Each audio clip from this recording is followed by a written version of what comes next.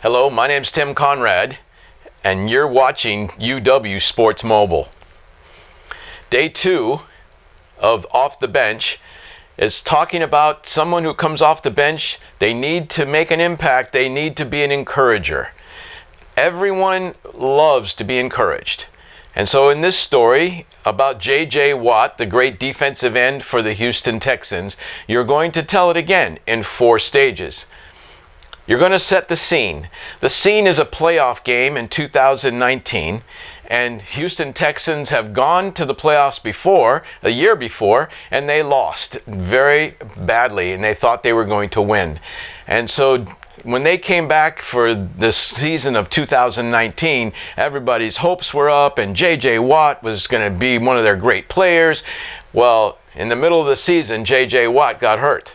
And the scene is the fact that J.J. Watt got hurt in the early part of the season, and he did not play the entire season.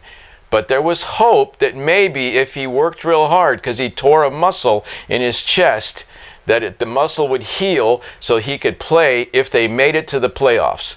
And they did. And so you're going to set the scene of the NFL and how the teams can't wait to get to the playoffs. They have to win a certain number of games. They have to win their division. They have to have a wild card game. This was a wild card game. And so the fact is that Houston wanted to get to the playoffs. Their great player, J.J. Watt, was put on the bench because he was hurt. And we thought that he wouldn't play again. So that's setting the scene. In building the drama, you're going to start to talk about the comeback that J.J. Watt did. There was talk maybe about 3 or 4 weeks out from the playoff game that J.J. Watt might be ready. His muscle might be able to be healed enough to be able to play in this playoff game. And so as the last few weeks happened, nobody knew until about 1 week before the game. And 1 week before the game, they announced J.J. Watt would be playing. Now, J.J. Watt is a very big person. He is very tall and very big and very strong, and he has a big personality, and he uses his voice as well as his actions to bring people and excite them and to try to get them to do things and help his teammates. And so today, the moment that you're going to see will be this one play that where he was an encourager, and he came and he did something for his team, and the team rallied behind him. But the fact is that he encouraged them all the way. Even when he was on the bench, he was encouraging his team. And when he got to that game where he was going to come back, you can see in the video that what he did as how he encouraged his team all the time, that they could do this, and they just needed, and what he said was, they just need a spark, because they were behind. In this moment that you're going to talk about, they were behind 13-0, and the Buffalo Bills were driving, and they were going to try to make it 20-0.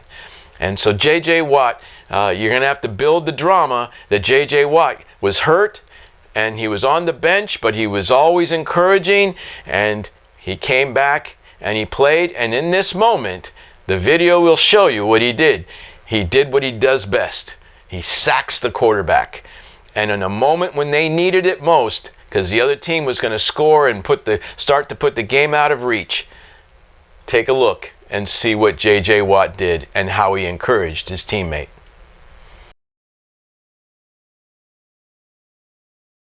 What did I ask you earlier this week? What did I ask you earlier this week?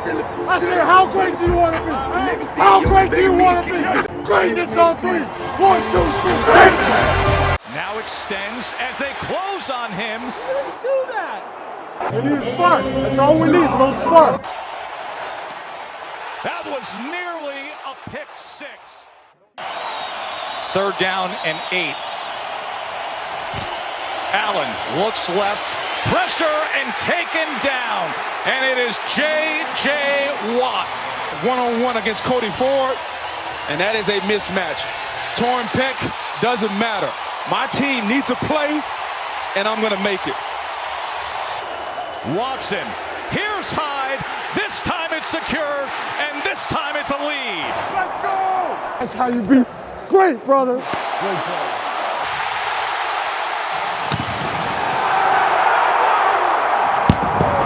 Hey, every single guy in here contributed to that.